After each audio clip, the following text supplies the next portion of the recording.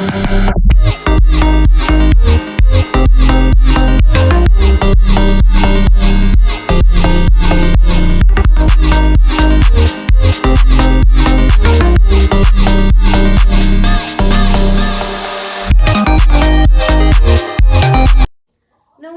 বন্ধুরা, সবাই কেমন আছেন? আশা করি সবাই খুব খুব খুব ভালো আছেন। সাহেব বিবি অ্যান্ড ফ্যামিলি নতুন একটা ব্লগে সকলকে স্বাগত জানাই। তো লাস্ট দিনের ব্লগ যারা দেখেছেন তারা জানেন যে আমরা ছিলাম হচ্ছে ফিকেলগাঁওতে। তো আজকে আমাদের হচ্ছে বাড়ি ফেরার দিন। তো আমাদের ট্রেন হচ্ছে শিলিগুড়ি জংশন থেকে ওই সন্ধ্যে 7:55 নাগাদ। এবার এখান থেকে ফিকেলগাঁও থেকে শিলিগুড়ি ডিস্টেন্স আমরা ম্যাপে দেখছি অলমোস্ট 3 ঘন্টা। এবার আমাদের এখান থেকে চেক আউট টাইম ছিল হচ্ছে 10টা। তো আমরা দেখলাম এতক্ষণ কোথায় থাকবো, একটা হোটেল নেওয়াও বেকার। তো আমরা হোমস্টের যিনি ওনার তার সাথে কথা বললাম, অর্থাৎ গীতু হোমস্টে। তো হোমস্টের যিনি ওনার, উনি এত হাম্বেল, আমাদের বললেন না ঠিক আছে আপনারা আপনাদের রুমটা ছেড়ে দিয়ে উনি ওনার যে নিজস্ব রুম সেই রুমটায় আমাদের থাকার সুযোগ করে দিয়েছেন, মানে যতক্ষণ আমরা আছি। এবং আমরা বললাম তাহলে লাঞ্চ, তো এখানে আমাদের লাঞ্চেরও অ্যারেঞ্জমেন্ট কিন্তু ওনারা করে দিয়েছেন। তো আমাদের রুমের জন্য কোনো চার্জ দিতে হচ্ছে না, উনি লাঞ্চের জন্য হোপফুলি 150 করে আমাদের দিতে হচ্ছে। তো এই ব্যাপারটা সত্যি আমাদের কাছে একটা উপরি পাওনা বলতে পারেন, যে এতটা হাম্বেল একটা মানুষ। শুধু উনি হাম্বেল নয়, মানে ওনার যারা স্টাফ মানে সবাই। তো ঠিক আছে, আমরা এখান থেকে বেরিয়ে শিলিগুড়ি জংশন পৌঁছাতে পৌঁছাতে কি কি হচ্ছে রাস্তায় সবটাই আপনাদের সাথে শেয়ার করব। তো ভিডিওটা স্কিপ না করে আমাদের মজা দেখতে হলে কিন্তু পুরোটাই দেখতে হবে। তো চলুন দেরি না করে লাঞ্চের দিকে এগোই। তো চলে এসে আমাদের দুপুরের খাবারে রয়েছে ভাত, বিনের সবজি, মাছ আর ডিমের ভাজি, গরম ডাল, স্যালাড। তো সবটা খেয়ে নিয়ে দেখা হচ্ছে আপনাদের সাথে রাস্তায়। তো সবার আগে বলি, ইনি হচ্ছেন হোমস্টের মানে যার নামে, ইনি হচ্ছে সেই গীতুদি যার হাতের রান্না আমরা এতক্ষণ ধরে খেয়েছি।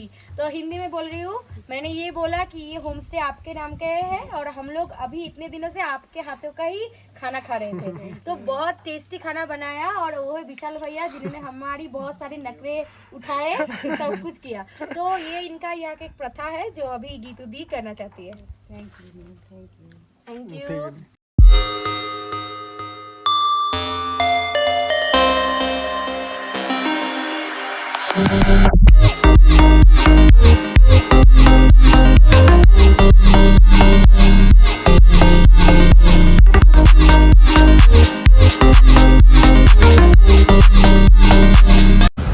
যেহেতু গতকাল তার আগের দিন তিস্তায় হঠাৎ করে রাত্রিবেলা হরপা বান এসেছিল, তার জন্য তিস্তার জলস্তর বেশ অনেকটাই বেড়েছে।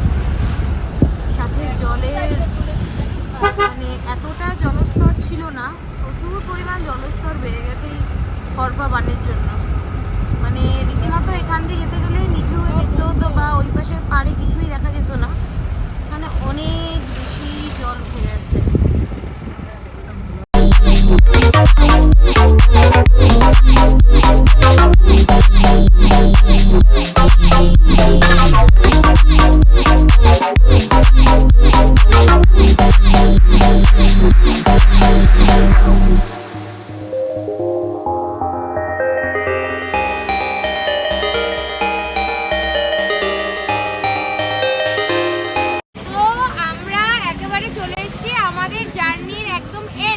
মানে সেই দার্জিলিং থেকে শুরু হয়েছিল আর শেষ হলো ফিকেলগাঁও হয়ে শিলিগুড়ি।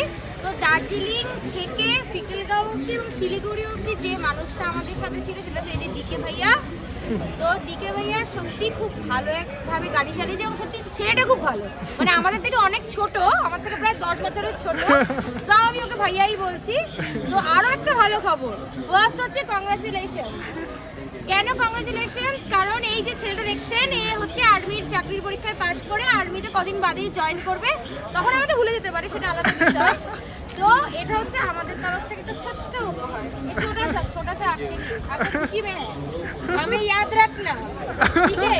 भूल मत जाना। और कोलकाता में आने से हमारे घर में जरूर आना। यहाँ पे नंबर डालूं या ना डालूं ये बोलिए, क्योंकि आप आर्मी में चले डालेंगे। अच्छा ठीक আছে। তো ওনার নাম্বার আমি দিয়ে দেবো, যারা যারা ওনার সাথে যোগাযোগ করতে চান করে নিতে পারেন, কোনো অসুবিধা নেই। फिर मुलाकात हो गया।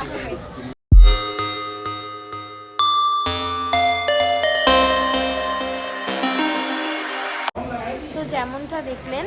আমরা এসে বসেছি শিলিগুড়ির একদম পার্কিংয়ের পাশে যে এক্সিকিউটিভ লাউঞ্জটা, এখানে পার পার্সন 50 টাকা করে এন্ট্রি ফি, আর যতক্ষণ থাকবেন ততক্ষণ সম্ভবত 20 টাকা করে এক্সটেন্ড।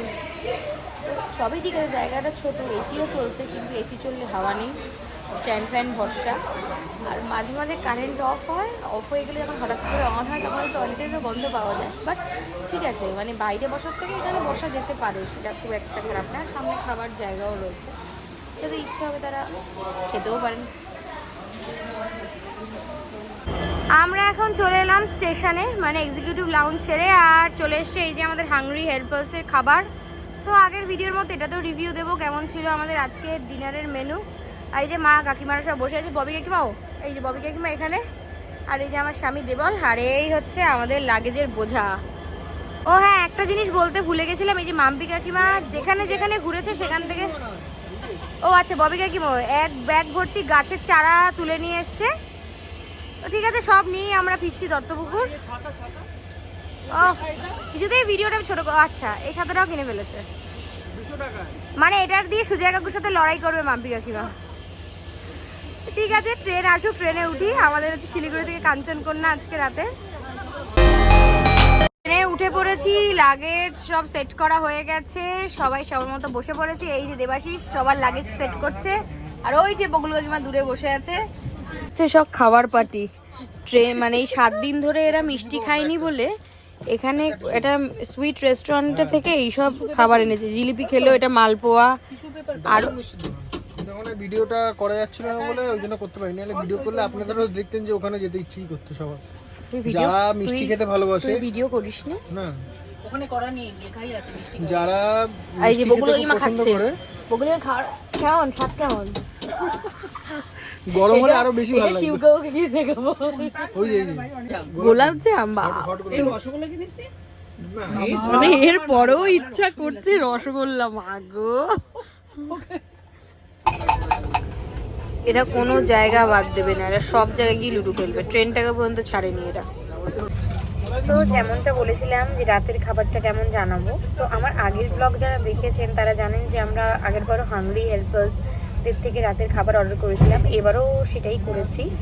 এবার আমি নিয়েছিলাম ভেজ চাউমিন, তড়কা, রুটি। তো প্রত্যেকটা জিনিসই খুব ভালো হয়েছিল, এবং আমি ওনাদের স্পেশাল রিকোয়েস্ট করেছিলাম যেন একটু তেল মশলা কম দিয়ে করে, এবং ওনারা ঠিক তেমনভাবেই পুরোটা করেছিলেন।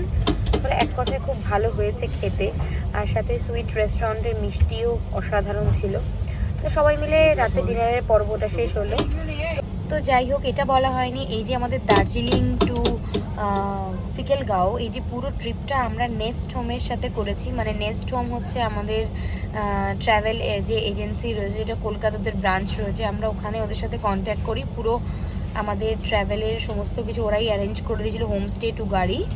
তো সমস্ত অ্যারেঞ্জমেন্টই খুব ভালো ছিল, মানে আমাদের কোনো জায়গায় কোনো অসুবিধা হয়নি। সত্যি ওরা খুব কোঅপারেট করেছে, এবং মানে প্রত্যেক দিন ইভেন ওরা ফোন করেছে সব খাবার কেমন, হোমস্টে কেমন, সমস্ত ফিডব্যাক নিয়েছে। তো আমি আমার ডেসক্রিপশন বক্সে যে হোমস্টেতে ছিলাম তার নাম্বার প্লাস নেস্ট হোমের নাম্বার সব কিছুই কিন্তু আপনাদের সাথে শেয়ার করে দেবো। তো যারা চাইছেন নেস্ট হোমের সাথে আসতে তারা কিন্তু আসতেই পারেন। আর তাছাড়া আমাদের পার হেড খরচ পড়েছে প্রায় 16,500 টাকা করে, মানে উইদাউট ট্রাভেল টিকিট, মানে ট্রেনের টিকিট বাদ দিয়ে আমাদের খরচ হচ্ছে 16,500 টাকা করে। তো আপাতত চলে এলো ব্লগটা এন্ড করার পালা। তো ব্লগটা এখানেই এন্ড করছি, খুব তাড়াতাড়ি দেখা হবে নতুন একটা ব্লগ নিয়ে। ততদিন সবাই সুস্থ থাকবেন, ভালো থাকবেন, এবং চ্যানেলে নতুন হলে কিন্তু সাবস্ক্রাইব করতে মোটেই ভুলবেন না।